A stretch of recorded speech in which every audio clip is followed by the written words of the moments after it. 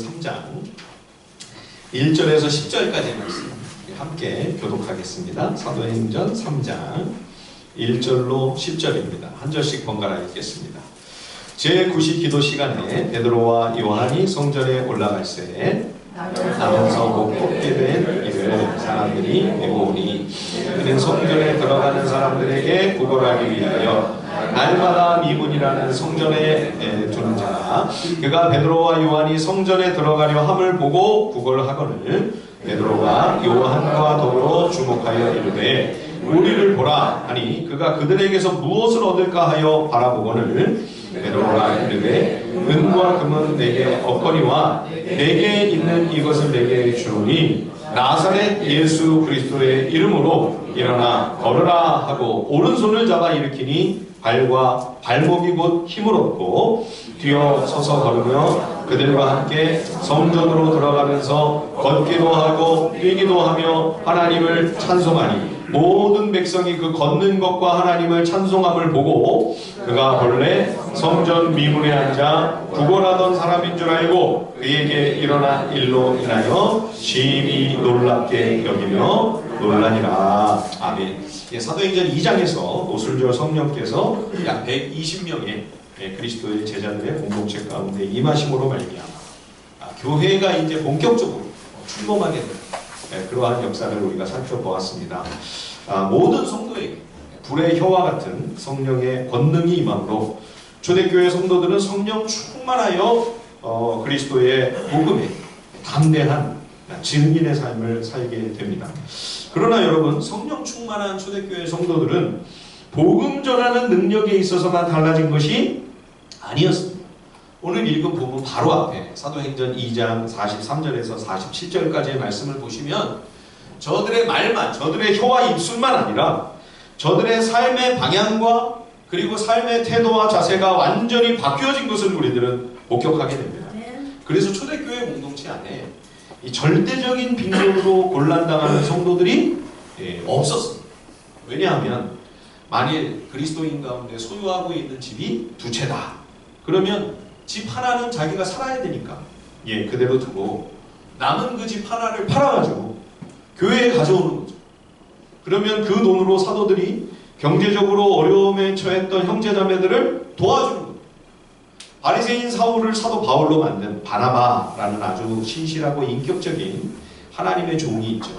그가 자기의 소유한 땅을 다 팔아서 교회로 가지고 옵니다.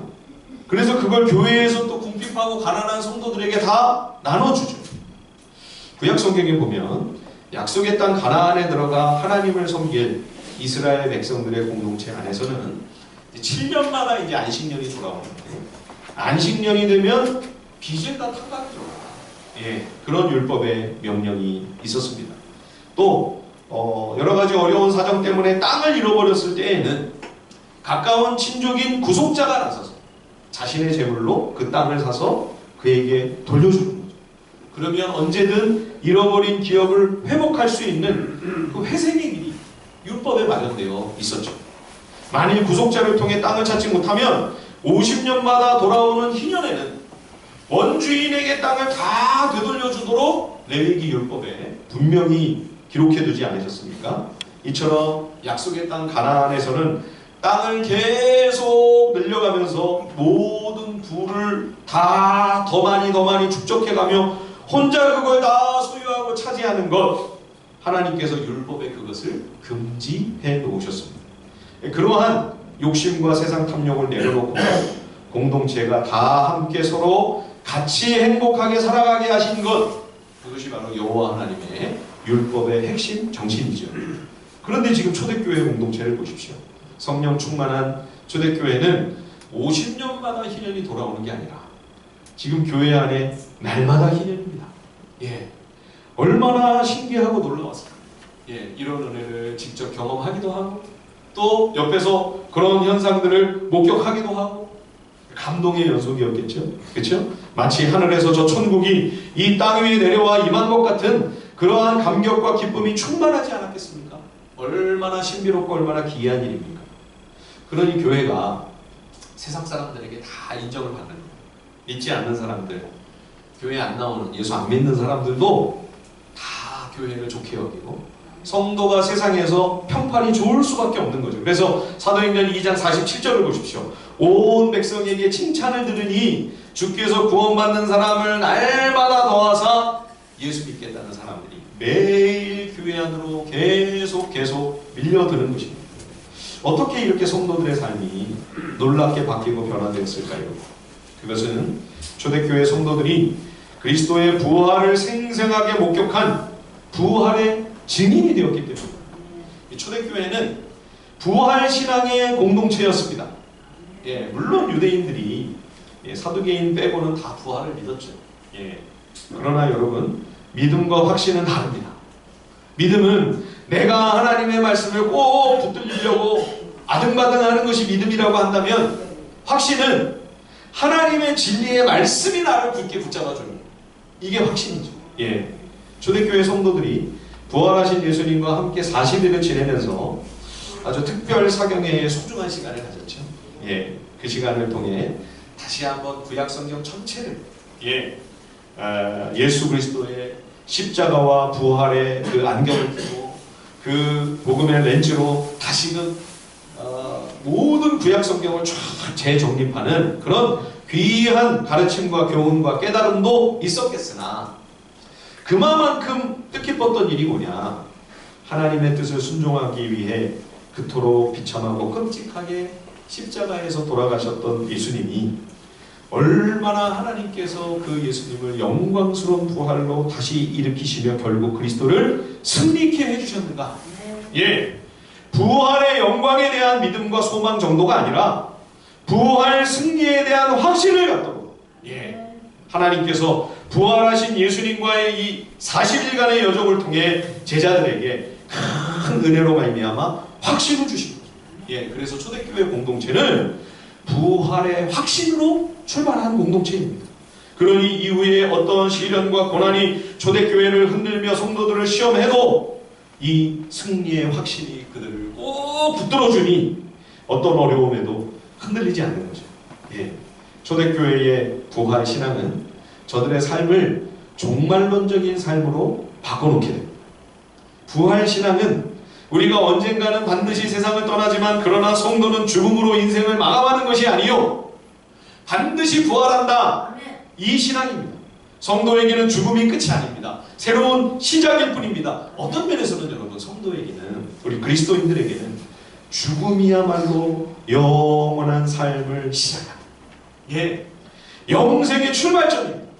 이게 부활의 승리에 확신해주는 새로운 관점이죠. 그죠? 이런 확신에 붙들리게 되니 초대교회 성도들의 삶의 태도와 자세와 방향에 급격한 변화가 이루어지게 되는데, 바로 종말론적인 삶을 살기 시작하는 겁니다. 여러분, 우리가 종말론적인 신앙을 오해해서는 안 됩니다. 예전에 그 시한부 종말론에서 그 이단에서 이제 거기에 미혹이 되면 직장도 관두고 그야말로 땅 팔고 집 팔아 그 돈을 다 이단 교주에게 갖다 바치면서 그 집단으로 들어가서 뭐 하나요? 아무것도 안 하고 이제 재림받기다. 그거는 거짓말에 속아 사기를 당한 가련한 삶의 모습일 뿐이죠. 여러분, 진정한 성경적 종말론은요, 이 땅에서, 이 세상에서 마지막 순간까지 우리의 책임과 사명을 저버리지 않는 것입니다. 예수님도 말씀하지 않으셨습니까? 그죠? 두 사람이 함께 밭을 갈다가, 그죠? 밭에 나가서 일하다가, 열심히 자기에게 맡겨진 그 일상의 소소한 삶을 감당하다가 종말의 순간을 맞이하는 거죠. 주부가 부엌에서 맷돌을 돌리다가, 그죠? 주방에서 밥을 짓다가 가족들을 위한 식탁을 차리고 그거를 준비하다가 주님의 재림을 직면하게 된다는 것입니다. 예수님께서 말씀하신 성경적 종말론은 이 땅에서, 이 세상에서도 끝까지 우리 그리스도인들이 자신에게 맡겨진 책임과 사명과 역할을 신실하게 감당하는 것입니다. 자기 임무 다 팽개치고 하늘만 바라보고 있다면 그것은 결단코 성경적인 종말론이 아닌 거죠. 또 어떤 분들은 이 사도행전 2장에 나타난 초대교회의 이 아낌없이 베풀고 서로 나누는 이 천국 공동체를 보면서, 아니 공산주의 사상이 이 사도행전에서 나온 거 아닌가? 사도행전에서 공산당이 나왔다고, 초대교회 공동체를 공산당이 본받았다고 이야기하는 분들이 있어요. 맞는 말이 아닌 것 같습니다. 만약 그랬다면 여러분, 그들이 정말로 성경을 제대로 참고했다면 사유재산을 인정했겠죠. 예, 여러분, 초대교회가 사유재산을 인정하지 않았나요? 아니요. 예, 개인 재산을 강제로 뺏는 그런 일은 없었습니다. 초대교회에는 사유재산이 인정되었습니다. 집을 팔고 땅을 팔아 가져온 모든 일은 억지로나 강제가 아니라 기쁨으로 자발적으로 행한 모든 과정이었죠. 하나님 앞에서 자기의 믿음을 따라, 그렇죠? 나를 위해 모든 소유를 축적하고 무조건 나를 위해 쌓아두려고 하는 세상 탕욕을 자원하여 스스로 포기하고 어려운 이웃과 함께 더불어 나누는 율법의 정신을 실천하는 거죠. 예, 부활의 확신은 이 세상에 속한 집착과 탐욕을 자연스럽게 내려놓게 만드는 동력이었습니다. 이 땅에서의 삶은 잠깐이고 언제 어느 때 우리가 모든 것을 뒤로하고 이 세상을 등지게 될지 알 수 없습니다. 잠시 후에 사라져. 이 땅에 무엇을 더 많이 쌓아놓는 것보다 영원히 썩지 않고 쇠하지 않고 없어지지 않는 하나님의 영원한 나라를 위하여 하늘에 쌓아두는 것이 더 현명하고 지혜로운 판단이다. 이것이 성경적인 종말론이죠. 예, 가장 소중한 보화, 귀중한 보물을 하늘에 쌓아두라고 예수님께서도 간곡하게 당부하셨습니다. 우리가 어려운 이웃들을 섬기고 자신의 것을 나누는 그 사랑의 베풀문, 잠시 잠깐 오면 모든 것이 허망하게 다 사라져버릴 이 땅에서 보다 가치 있고 소중한 것을 영원토록 남길 수 있는 가장 현명한 선택인 거죠. 초대교회는 부활 신앙의 공동체였습니다. 부활 승리의 확신은 저들의 삶을 진정으로 성경적인 종말론적 삶으로 바꿔놓게 됩니다. 여러분, 이것이 진정한 기독교 신앙입니다. 예, 이러한 신앙과 확신의 바탕 위에서 종말론적인 삶을 산 공동체, 그것이 바로 그리스도의 교회의 진정한 본질인 것이죠. 초대교회 성도들 보면서 오늘 우리가 또 하나 발견하는 참 놀라운 특징은 뭐냐? 여전히 예루살렘 성전을 중심으로 신앙생활을 하고 있는 겁니다. 오늘 본문을 한번 보십시오. 사도행전 3장 1절에 보시면 제9시 기도 시간. 제9시면 우리랑 이제 한 6시간 차이가 나니까요. 오후 3시입니다.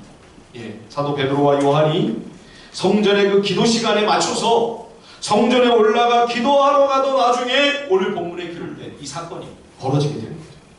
경건한 유대인들은 하루 3번 시간을 정해놓고 정기적으로 기도하는 습관이 있었습니다. 예, 기도의 사람 다니엘을 보면 나라가 망하고 전쟁 포로로 끌려간 그런 와중에도 바벨론 제국 그 머나먼 땅에서 고국의 이스라엘 그 예루살렘 성전이 있는 곳을 향해 창문을 열어두고 예, 하루 3번씩 시간을 정해놓고 기도하지. 자, 근데 여러분, 지금 이 초대교회 성도들, 이 사도들은요, 왜 아직까지도 이 예루살렘 성전을 거점으로 삼고 이렇게 활동하고 있을까요? 예수님 당시에도 예루살렘 성전을 중심으로 근거지로 그렇게 삼고 있었던 유대 지도자들은 예수님에 대하여 얼마나 적대적이었습니다. 예, 저들의 약한 기력으로 예수님이 십자가에 넘겨져 아무 죄도 없으신 하나님의 아들이 끔찍하고 처참하게 처형을 당한 것이 아닙니까?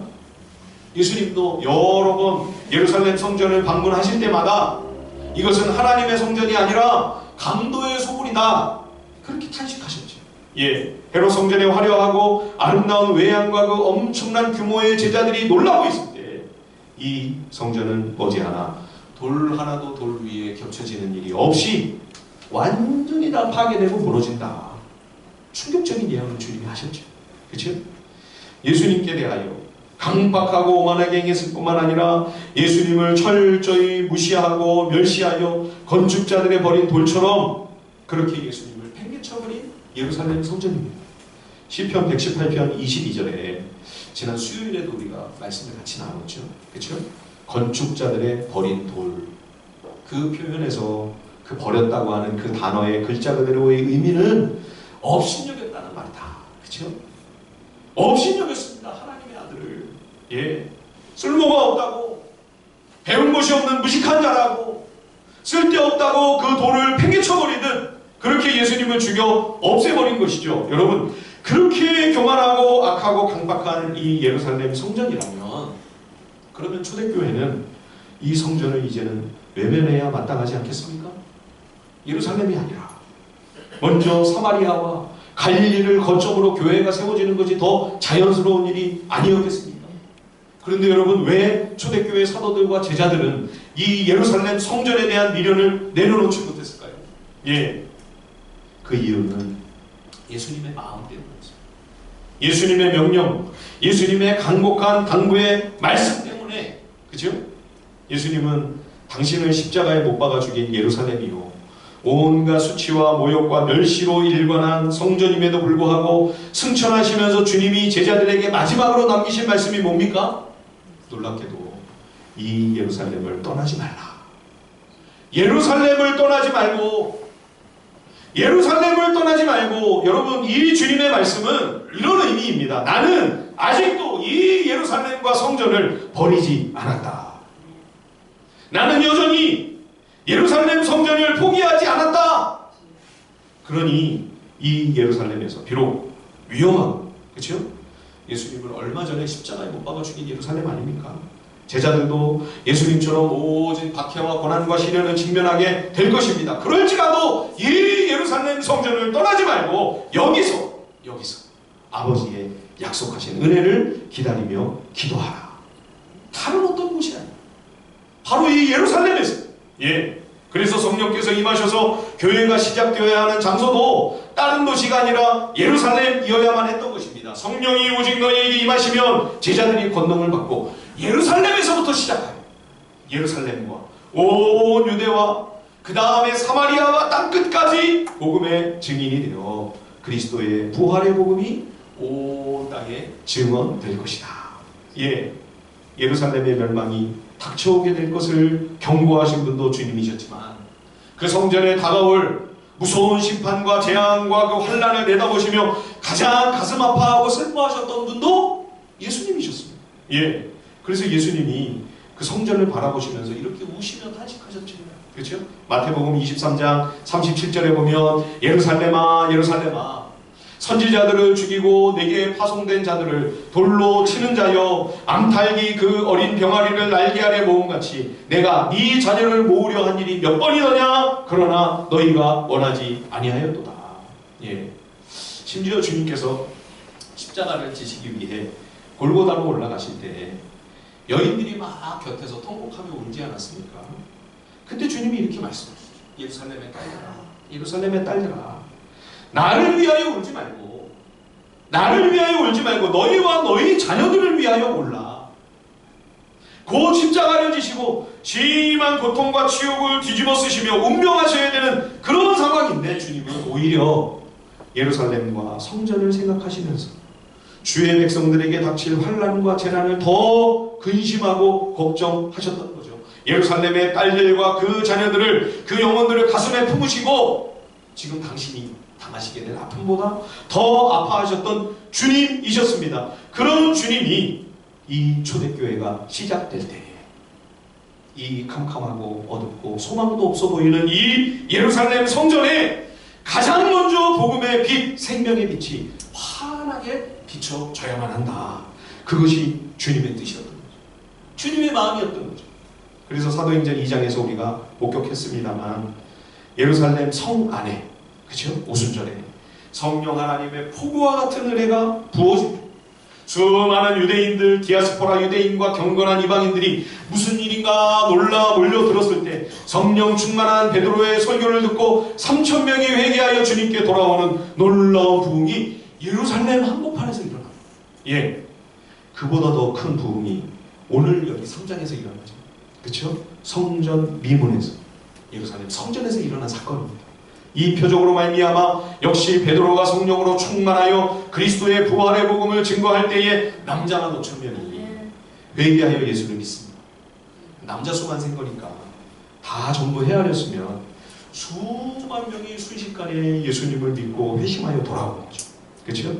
예루살렘 성전 안에서부터 가장 크고 놀라운 부흥이 일어나게 된 것입니다.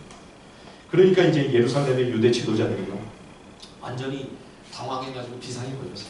예, 사도들을 4장에서도 잡아들였는데 5장에서도 또 전부 오게 가두죠. 그런데 주의 사자가 와가지고 옥문을 활짝 열어젖힙니다. 그러면서 주의 사자가 사도들에게 뭐라고 명령합니까?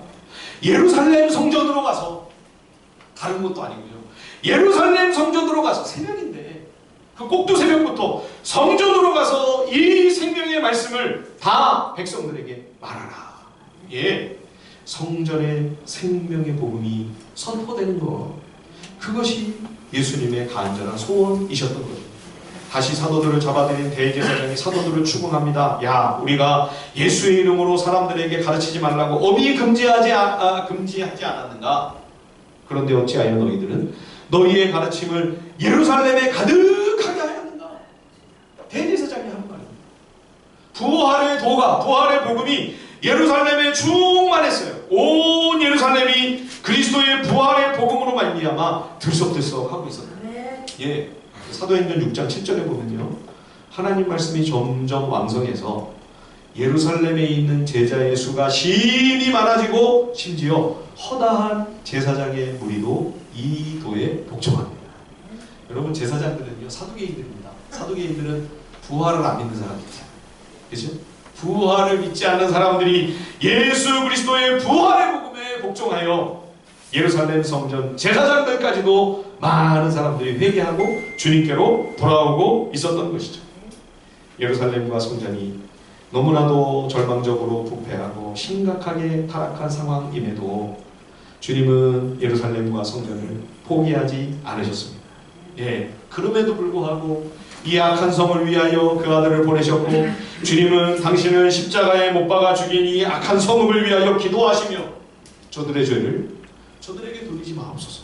예, 그 극악무도한 죄인들을 위하여 중보하시며 피를 흘리시며 아낌없이 당신의 생명을 내어주십니다. 그런데도 이 예루살렘과 성전은 끝끝내 그리스도의 교회를 박해하죠. 그렇죠? 참 성전은 이 성전 건물이 아니고 하나님의 아들 예수 그리스도이시다 라고 진리를 선포하는 스데반을 돌로 쳐서 죽입니다. 또 한 번 하나님께서 암탈기 그 병아리들을 날개 아래 품으시는 것처럼 예루살렘과 성전을 따뜻한 긍휼과 자비로 품어주시려고 하였으나 또 한 번 이 오만하고 악한 죄인들이 하나님의 그 인자하신 긍휼을 발로 차버리는 거죠. 예. 근데 여러분, 참 놀라운 거는요, 그 와중에도 하나님은 이 스데반의 순교의 모든 과정을 통하여 한 사람의 구원을 준비하셨습니다. 그가 바로 나중에 사도 바울이 되는 바리새인 사울이죠. 네.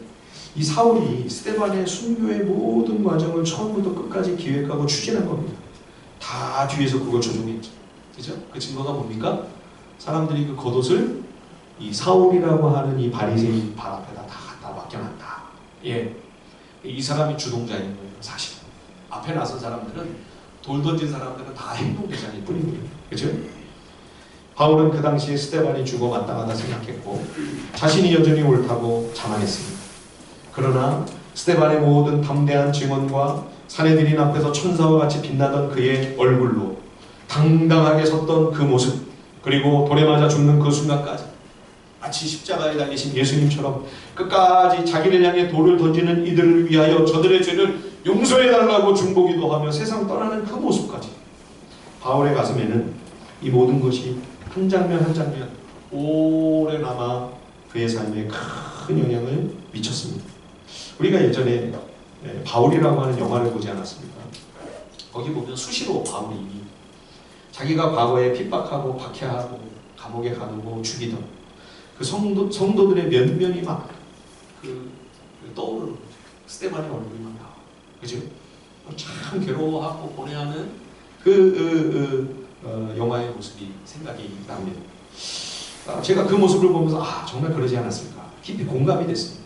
왜냐하면 바울도 복음을 전하며 간증할 때마다 자기가 그리스도의 교회를 잔인하게 핍박하며 폭력을 휘두르던 폭행자라고 부끄럽고 수치스러운 모습을 겸허히 고백하는 것을 볼 수 있죠.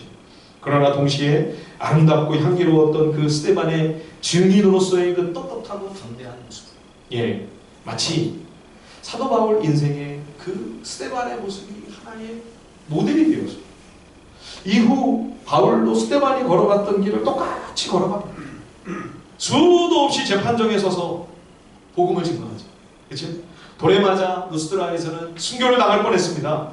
그럼에도 불구하고 자기를 가장 많이 잔인하게 혹독하게 괴롭히는 유대인들을 그래도 불쌍히 여기고 사랑하는 마음으로 가면 뻔히 고달프게 될 줄 알면서도 그래도 포기하지 아니하고 끊임없이 유대인에게 먼저 다가가 복음을 전하려고 애를 쓰죠.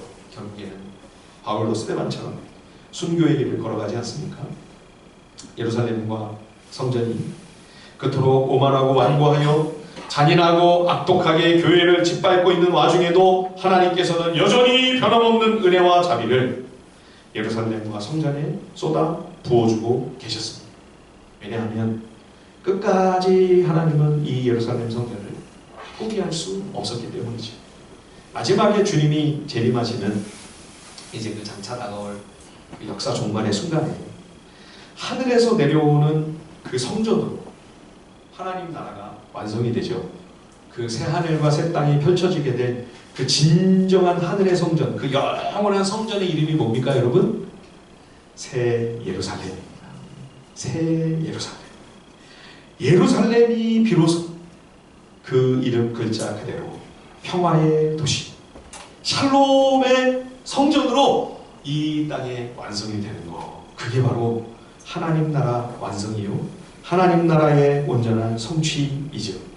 사랑하는 성도 여러분, 하나님께서 끝까지 예루살렘과 성전을 버리지 않으셨던 것처럼 오늘날 이 땅의 교회가 아무리 타락하고 부패하여 끔찍한 일들이 여기서 자행되고 있을지라도, 그러나 하나님께서는 한국 교회를 끝까지 포기하지 않으시고 여전히 변함없는 은혜와 사랑을 우리에게 베풀어주고 계십니다. 저 신천지 이단이 참 크게 성장하게 된 가장 중요한 원인은요, 교회의 죄악 때문입니다. 저는 그렇게 생각합니다. 그리고 그 가장 큰 책임은 저를 비롯한 교회의 지도자들에게 있습니다. 교회의 지도자들이 하나님의 말씀을 제대로 가르치지 않았고 또 가르친 대로 살지 않음으로 말미암아 교회에서 벌어진 많은 상처와 아픔과 고통으로 인해 수많은 성도들이 갈 길을 찾지 못해 방황했습니다. 그 틈새를 정확히 노리고 파고 들어온 것이 신천지 이단입니다. 기존 교회는 바벨론이다. 타락하고 부패한 이 바벨론에는 더 이상 이제 구원도 없고 소망도 없고 생명도 없다. 신천지에만 구원이 있다. 예. 최근에 우리 김선호 장로님께서 그 신천지 이단이 종말론을 어떻게 해석을 하는가, 그걸 연구하시다가 보신 그 한대목을 저한테 소개를 해주셨는데요. 우리가 얼마 전에 그 마가복음 그 복음서를 보면서 마지막에 이제 종말론이 나오잖아요. 거기 보면 잉태한 여인에게, 마지막 종말이 임할 때 잉태한 여인에게 화가 있다. 그거를 신천지에서 어떻게 해석을 하고 있냐면요, 그 잉태한 여인이 바로 기존 교회의 부패하고 타락하고 탐욕스러운 목사들이다. 목사들이 얼마나 탐욕스러워서 배가 이만큼 나와버렸는지. 네, 잉태한 여인이 바로 기존 교회 바벨론 교회의 목사들이다. 목사는 배가 나오면 안 될 것 같습니다. 예, 각별히 관리를 해야 될 것 같아요.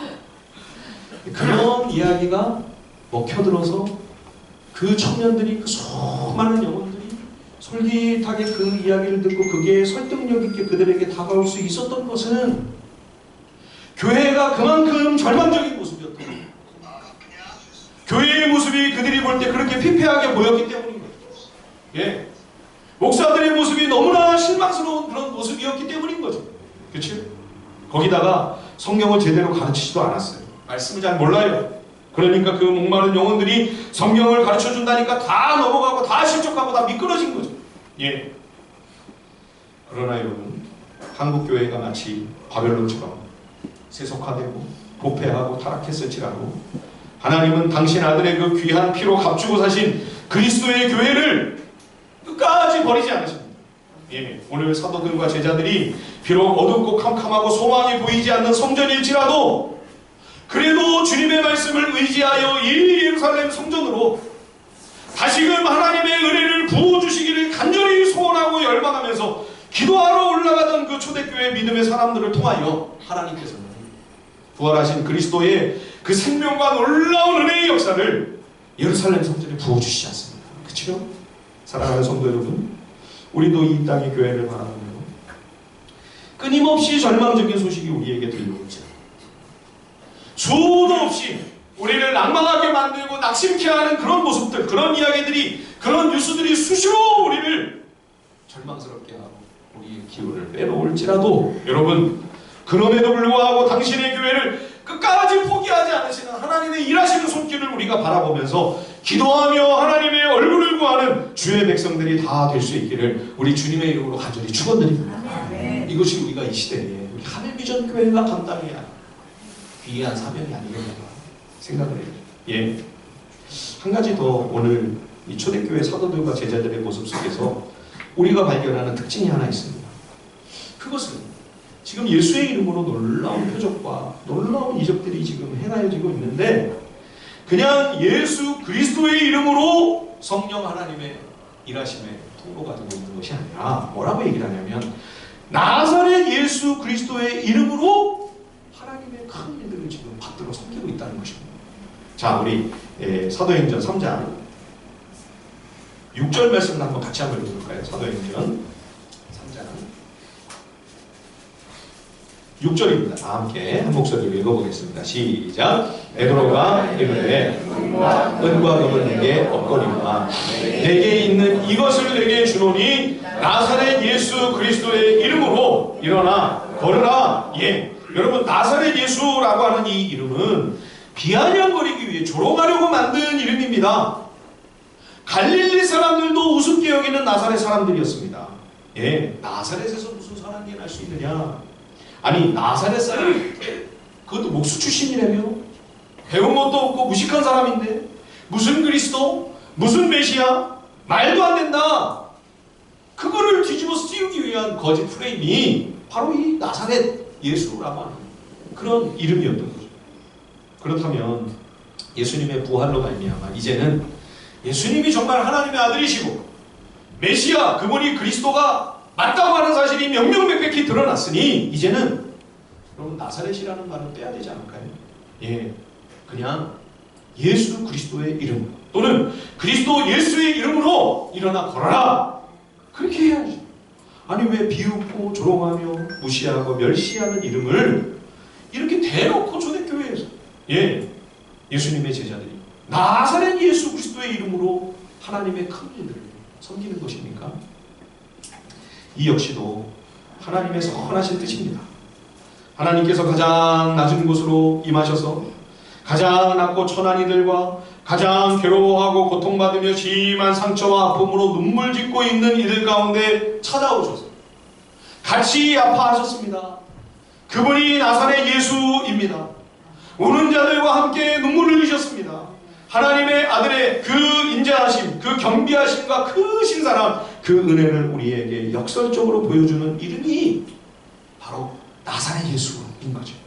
그래서 지금 초대교회 성도들은 오히려 이 나사렛 예수라는 이름을 부끄러워하지 않습니다. 오히려 자랑스럽게 나타내는 것입니다. 어떻게 그 크고 높고 영화로우신 우리 주님이 이 추리하고 보잘것없는 인생 막장까지 내려오셔서 우리를 살려주시고 이 쥐구멍같이 정말 보잘것없는 삶 속에 어떻게 그 생명의 환한 빛을 우리에게까지 나에게까지 비춰주셨는가.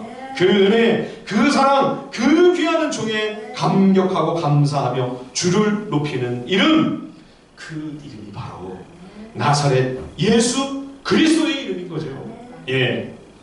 그래서 나사렛 예수라고 하는 그 이름으로 인하여 지금 사도들과 성도들이 더 감사하며 그 은혜에 감격하며 하나님의 깊고 넓으신 사랑에 감동하는 은총이 온 교회에 충만했고 그리고 그 은혜가 지금 온 땅으로 확장되어 나가는 모습을 우리들이 목격하고 있는 것이죠.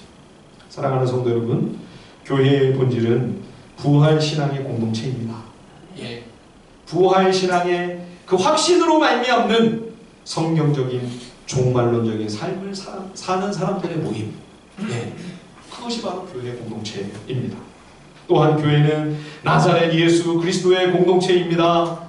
힘들고 어렵고 아프고 가난하고 고달픈 인생들이 다 나와서 나사렛 예수께의 위로와 격려와 사랑을 받고 함께 그 은혜와 사랑을 나누고 누리는 공동체, 그것이 바로 교회 공동체의 본질입니다. 하나님은 교회가 타락하고 부패할지라도 끝까지 교회를 포기하거나 버리지 않으십니다. 사랑하는 성도, 우리가 어떤 상황에서도 낙심하지 말고 교회에 부활하신 그리스도의 영광이 다시금 충만하도록, 주님의 생명과 구원이 우리를 통해 다시금 충만히 역사할 수 있도록 주님의 은혜를 구하는, 주님의 은혜를 사모하며 기도하는 우리 하늘비전 식구들이 다 되시기를 우리 주님의 이름으로 간절히 축원드립니다. 우리 시간 함께 찬양 부르고요, 주님 앞에 우리 몇 가지 기도 제목을 가지고